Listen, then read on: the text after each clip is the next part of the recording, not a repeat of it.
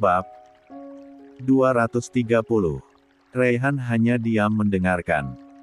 Dia memang tak mengenal Alicia sejak masa lalu kelam wanita itu. Dia bertemu Alicia di saat wanita itu mulai melangkah untuk memperbaiki diri. Raihan tidak tahu, Umi. Ray belum benar-benar paham apa itu jatuh cinta dan sejenisnya. Ray hanya mencoba berbuat baik pada semua orang, tak pandang bulu. Karena menurut Ray, semua orang punya masa lalu, Umi, dan semua orang punya kesempatan untuk berubah menjadi lebih baik, timpal Raihan. Umi tahu, Ray. Umi paham. Karena sejak kecil, kamu dasarnya memang baik dan suka menolong.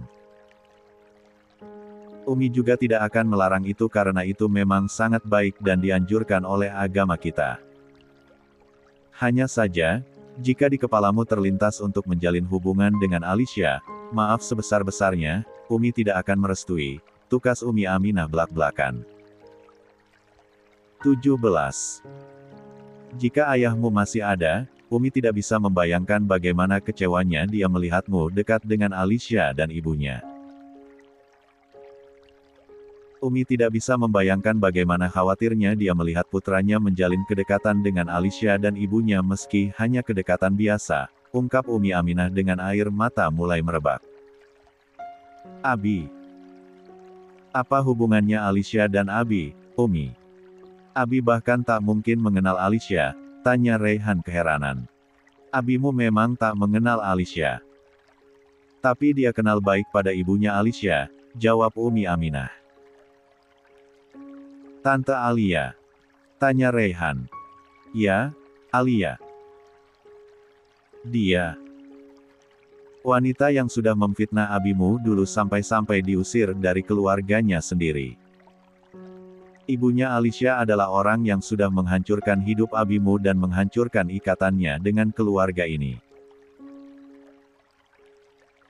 Ibunya Alicia adalah orang yang sudah memisahkan seorang anak dari orang tuanya. Dia adalah orang yang sudah membuat seorang ayah terus menangisi sisa hidupnya dengan kerinduan pada sang putra. Dia adalah orang yang membuat kakekmu bersedih sepanjang usia, beber Umi Aminah dengan air mata semakin berderai. Perang. Raihan yang sedang terkejut mendengar kabar tersebut, semakin terkejut mendengar sebuah benda yang pecah. Ia menoleh, menatap Pak Damar yang ternyata sedang berdiri tak jauh darinya dengan tubuh mematung. 18. Cuaca malam itu memang mendung dan dingin. Hujan lebat di sore tadi menyisakan gumpalan awan hitam di langit sana hingga menyembunyikan cahaya bulan yang seharusnya menerangi bumi. Sesekali angin berhembus kencang menjatuhkan bulir-bulir bening yang menggelayut di dedaunan. Pak Damar yang berdiri di depan jendela kamarnya, mengusap kedua lengannya yang tertutup piyama lengan panjang saat angin tiba-tiba berhembus. Hawa dingin itu langsung terasa karena ia memang sengaja membuka kaca jendelanya. Pasti Raihan di luar. Padahal cuaca dingin seperti ini, gumam Pak Damar. Entah kenapa dia suka sekali berada di luar apalagi malam-malam seperti ini. Padahal kurang besar apa rumah ini, lanjutnya geleng-geleng kepala. Nalurinya sebagai seorang kakek yang begitu menyayangi cucunya dan ingin memberikan perhatian yang baru-baru ini bisa diberikannya, membuat Pak Damar berjalan keluar kamar. Ia lalu berlalu menuju dapur dan meminta Mbok Sumi untuk membuatkan teh panas. Biar nanti saya antarkan keluar, Tuan, kata Mbok Sumi saat Pak Damar malah menunggui dirinya yang sedang menyeduh teh. Gak apa-apa, Mbok. Saya saja yang bawa, toh satu doang. Lagi pula ini waktunya Mbok istirahat. Malah keganggu. Maaf ya, balas Pak Damar. Ya ampun, enggak, Tuan. Mengganggu apanya? Ini kan pekerjaan saya, timpal Mbok Sumi tak enak hati. Iya, tapi kan bekerja juga harus ada istirahatnya. Orang yang bekerja di kantor juga ada jam kerjanya, timpal Pak Damar ramah. Mana tehnya? Biar saya bawa. Lanjut Pak Damar saat melihat teh itu sudah siap. Saya aja, Tuan, yang anterin, balas Mbok Sumi. Sudah, gak apa-apa.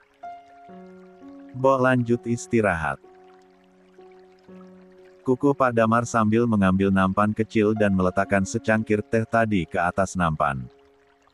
Setelah itu, pria sepuh itu berjalan dengan hati-hati menuju luar.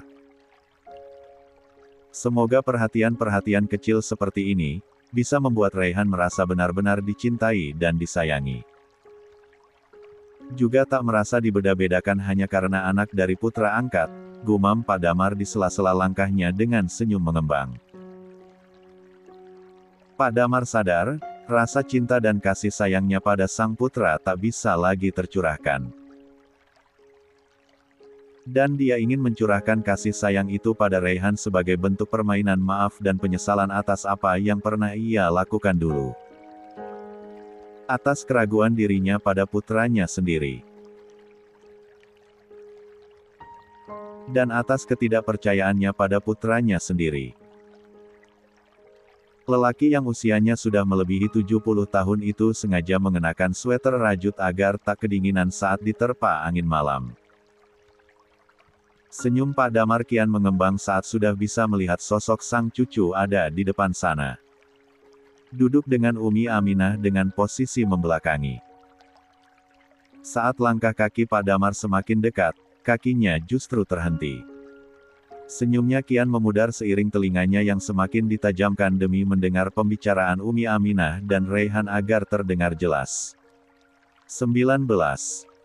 Mendengar perkataan Umi Aminah yang lantang meski disertai dengan suara bergetar, tangan Pak Damar pun ikut gemetar. Ia tak menyangka akan mendengar kenyataan yang begitu mencengangkan. Jantung pria sepuh itu mulai berdebar kencang. Bahkan nampan di tangannya langsung terlepas begitu saja hingga menimbulkan suara yang begitu nyaring.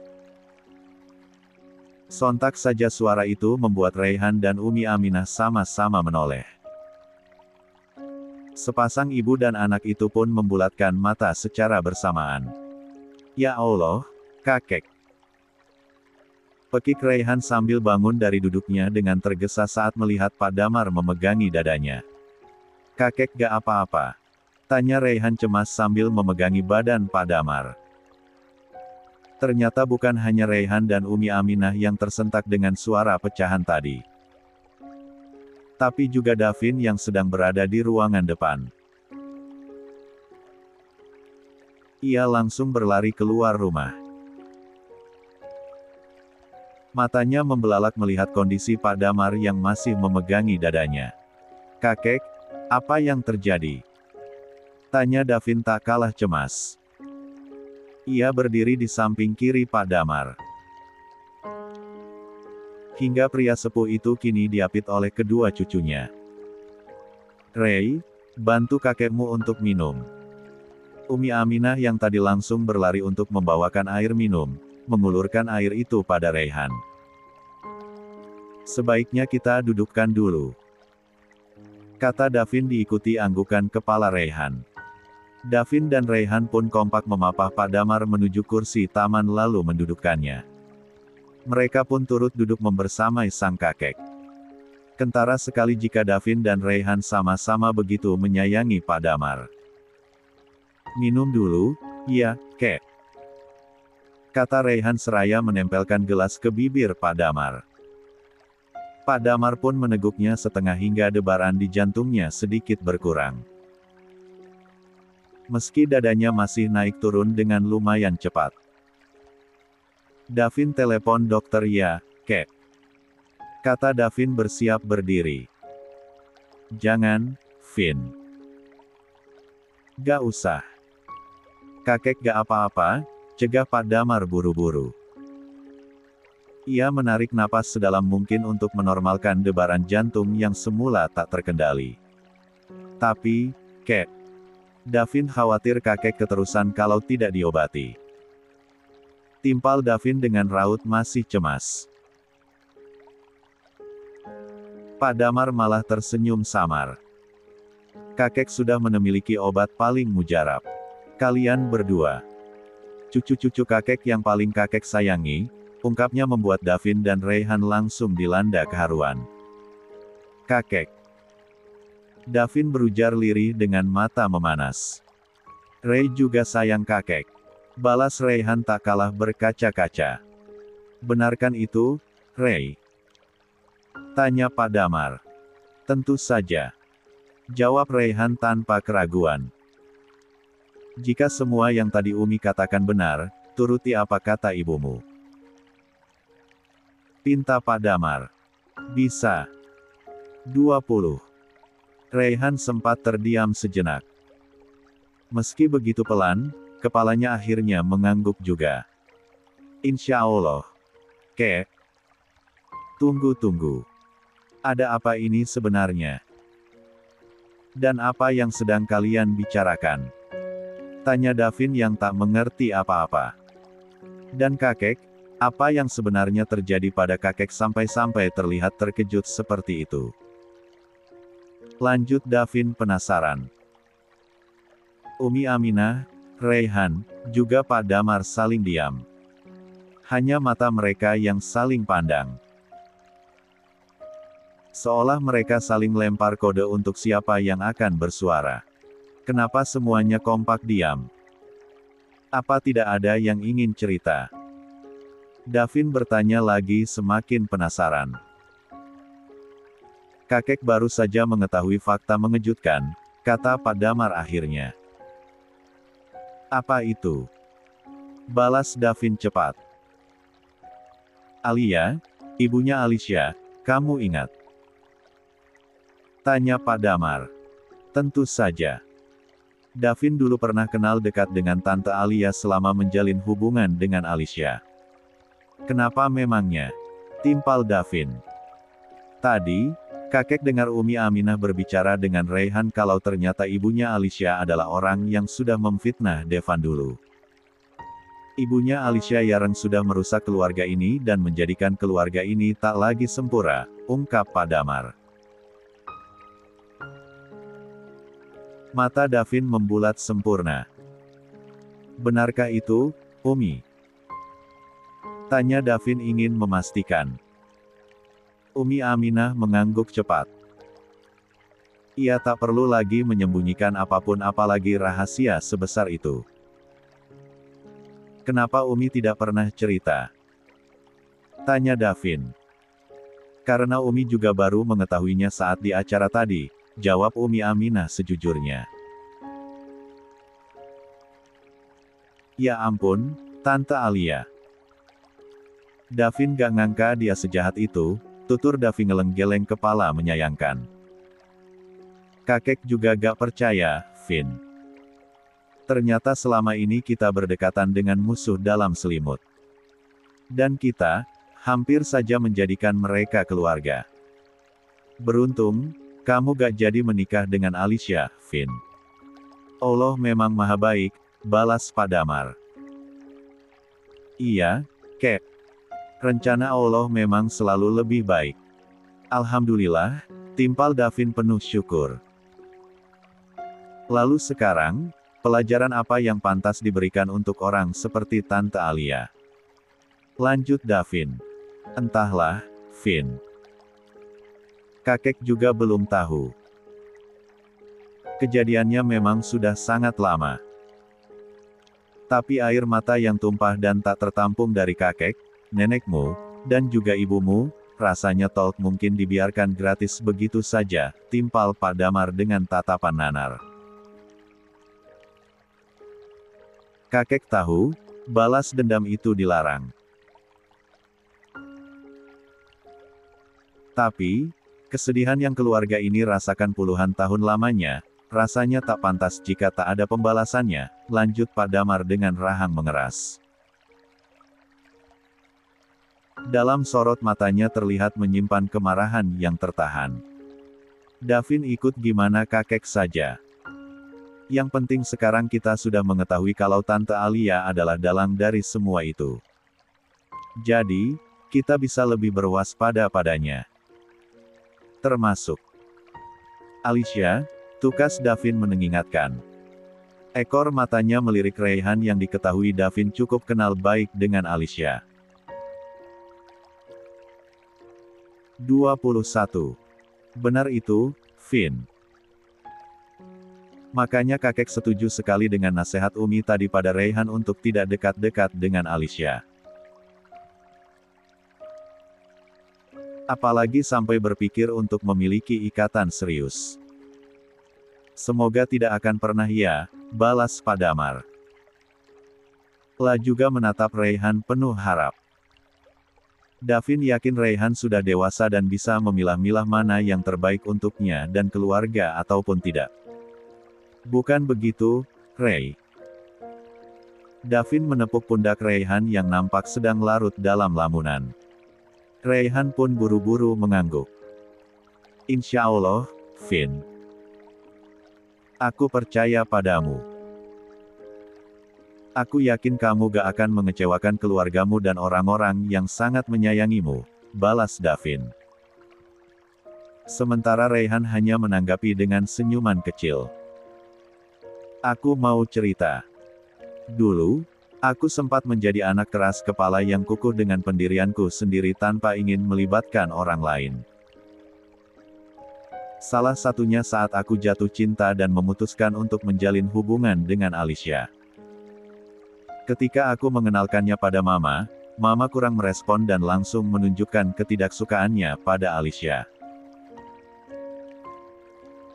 Mama terus memintaku untuk meyakinkan diri sendiri dan berpikir ulang karena menurut Mama, menikah itu bukan hanya tentang memilih istri tapi juga memilih ibu dari anak-anakku.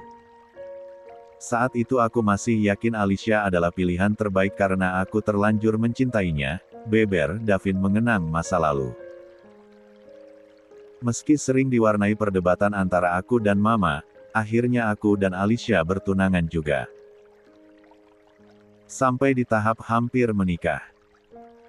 Mama bilang Mama mengalah demi kebahagiaanku. Tak lama kemudian Mama meninggal.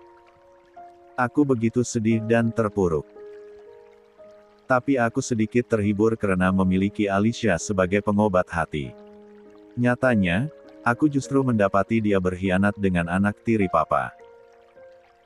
Makin hancur perasaanku saat itu. Dan aku sangat menyesal pernah menentang Mama hanya demi seorang pengkhianat. Davin melanjutkan ceritanya. Untuk kedua kalinya, aku berselisih dengan orang lain gara-gara Alicia. Dia adalah anak tiri papa. Sampai aku memutuskan untuk mengakhiri hubungan dan tak melanjutkan rencana pernikahan. Saat itu aku terpuruk sendirian karena kakek sendiri sedang terbaring koma di RS, lanjut Davin. Maaf, aku menceritakan ini bukan untuk membuka buku masa lalu apalagi sampai membandingkan. Aku hanya ingin kamu mendapat pelajaran dari kisahku barusan. Jika orang tua sudah berkata tidak, itu artinya hal tersebut memang tidak baik untuk kita. Karena restu orang tua adalah kunci keberkahan hidup kita, tutur Davin begitu bijak. Kamu ternyata memang sudah semakin dewasa, Vin. Bukan hanya usiamu tapi juga cara berpikirmu. Kakek bangga. Pak Damar menepuk pundak Davin penuh senyuman. Dan untuk kamu, Ray. Kakek juga bangga sama kamu. Kakek hanya berharap kamu mendapatkan istri sekaligus ibu yang baik untuk anak keturunanmu kelak. Ingat, jangan salah pasangan. Tutur Pak Damar sambil menatap sang cucu penuh kasih sayang.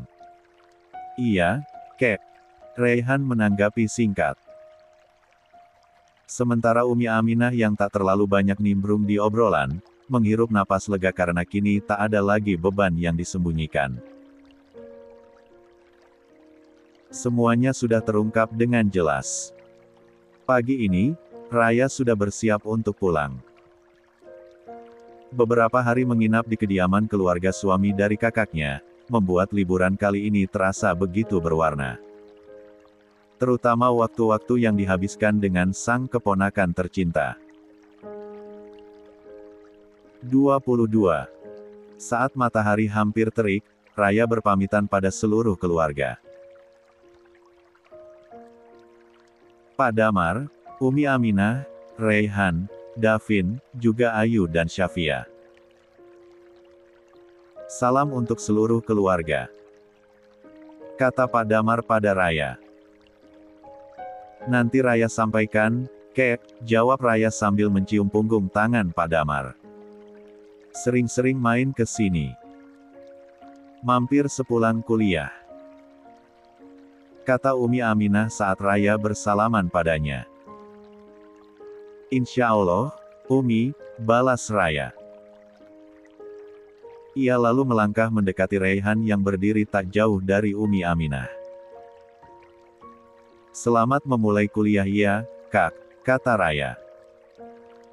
Senyumnya sedikit kaku dan tak selepas biasanya. Ceritanya Raya jadi senior terus Raihan jadi junior ya. Kelakar Pak Damar. Hehe, iya, Kek. Raya kembali tersenyum begitu tipis. Wah, asik nih. Bisa sering-sering ketemu dong. Enak aja gitu kalau ada sesama keluarga yang barengan. Bisa saling jaga dan mengingatkan. Lanjut Pak Damar. Semoga saja, Kek. Tapi belum tentu juga. Soalnya kan jam mata kuliahnya belum tentu sama, balas Raya. Pak Damar mengangguk mengerti. Pesan kakek, yang penting kalian pintar-pintar jaga diri. Pintar pilih-pilih teman juga. Karena teman sepergaulan akan sangat berdampak pada kehidupan kalian entah itu positif ataupun negatif, tuturnya bijak. Mengingat Raihan akan memulai berkuliah di tempat Devan dulu juga kuliah, terselip kekhawatiran pada cucunya itu. Apalagi sekarang Raihan sudah diketahui khalayak ramai jika dia merupakan salah satu ahli keluarga Adiputra. Tak memungkinkan hal itu bisa menjadi pemicu para wanita untuk mendekati Raihan. Jangan sampai Raihan bertemu dengan wanita seperti Alia di tempat kuliahnya nanti. Wanita yang nekat melakukan apapun demi mendapatkan keinginannya. Tidak ya Allah. Lindungi anak keturunanku. Gumam Pak Damar dalam hatinya. 23. Sejak peristiwa dipermalukannya Alicia di khalayak ramai, kejadian itu sesekali muncul lagi di benak Raihan. Ia seringkali terbayang Alicia yang menangis pilu di hadapan banyak pasang mata. Apalagi adegan di mana Alicia sedang dicaci maki dan hampir disiram dengan air. Kejadian memilukan tersebut cukup mengganggu dirinya sebagai seseorang yang menyukai kedamaian dan memiliki empati yang tinggi. Mungkin karena hidupnya sedari kecil sudah terbiasa dengan kesedihan, jadi ia bisa dengan mudah merasakan kesedihan orang lain. Iba. Itu yang ia rasakan. Perasaan yang sebelum-sebelumnya tak pernah muncul di hatinya. Apalagi Raihan tahu jika Alicia baru saja meniti tangga demi tangga menuju hidup yang lebih baik. Ia paham, apa yang Alicia dapatkan adalah buah perbuatannya di masa lalu. Tapi tak semestinya aib itu dikupas sampai kulit-kulitnya di hadapan banyak orang. Apalagi sang pelaku sendiri sudah bertaubat dan memilih kembali ke jalan yang benar. Hanya itu yang Raihan sayangkan. Nak Raihan, maaf atas insiden yang terjadi di acara tadi. Tante sangat menyesalkan semuanya. Maaf karena membuat acara penting itu terganggu. Tapi, itu semua di luar kendali tante, apalagi Alicia. Justru di sini, Alicia lah korbannya. Dia tak tahu apa-apa tapi tiba-tiba dimaki-maki seperti itu, tutur Alia saat menghubungi Raihan dari ponsel Alicia.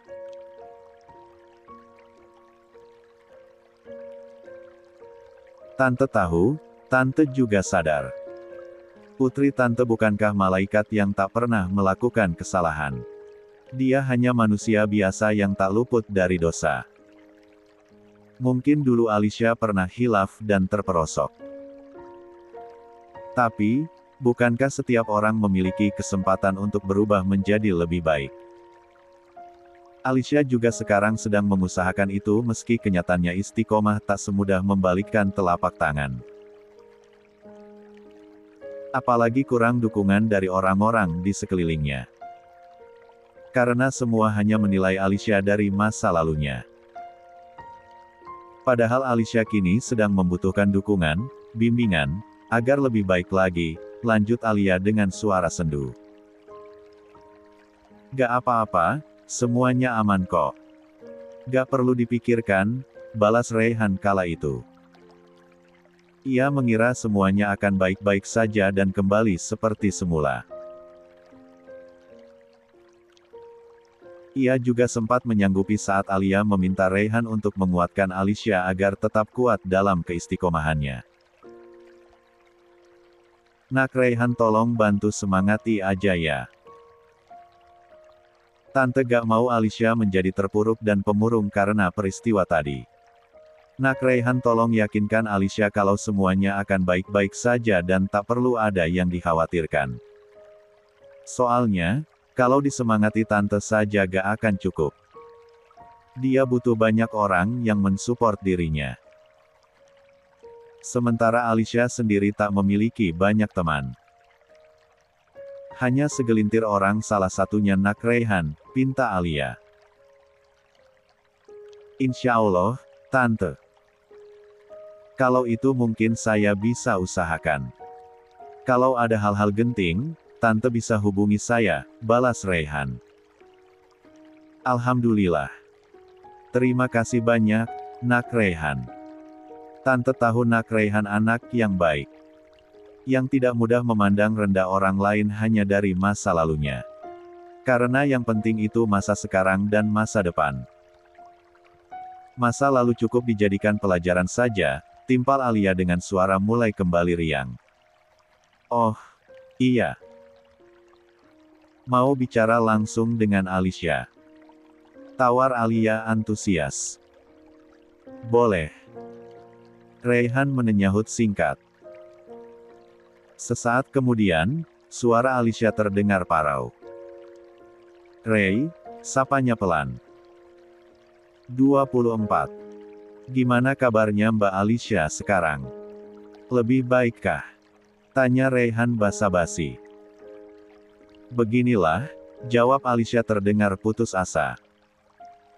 Semangat, Mbak. Jangan sedih. Jangan tumbang hanya karena cacian. Mbak harus bangkit. Karena keterpurukan kita hanya akan menjadi kebahagiaan untuk orang-orang yang tak menyukai kita, tutur Raihan menyemangati. Iya, Ray, kamu benar. Hanya saja, aku butuh waktu. Semoga setelah ini aku semakin kuat, balas Alicia. Nah, gitu dong, Mbak. Semangat.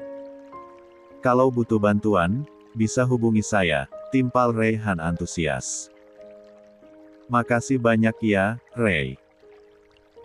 Terharu sekali rasanya dalam keadaan seperti ini ada yang menyemangati. Berasa gak sendirian, balas Alicia dengan hati menghangat. Sama-sama, timpal Raihan. Kalau gitu saya tutup dulu, ya, Mbak, Assalamualaikum. Itulah sekelumit percakapan singkat antara Raihan, Alia, dan Alicia sebelum kedatangan Umi Aminah. Sebelum Raihan mengetahui kenyataan tentang masa lalu yang diungkap ibunya itu. Tak heran, setelah perbincangan Raihan dengan Umi Aminah, Pak Damar, dan Davin semalam, Raihan terlihat sedikit pendiam. Sesungguhnya dia dilema dan bingung bersikap. Di satu sisi, ia terlanjur berjanji pada Alia. Tapi di sisi lain, ia pun harus mengiyakan permintaan para keluarganya. Setelah ikut mengantar Raya sampai ke teras, Raihan dan seluruh keluarganya kembali memasuki rumah. Ia langsung berlalu menuju kamar untuk menyiapkan keperluannya memulai kuliah besok. Ya Allah, ini seperti mimpi. Gumam Raihan sambil memasukkan satu buah binder tebal ke dalam tasnya.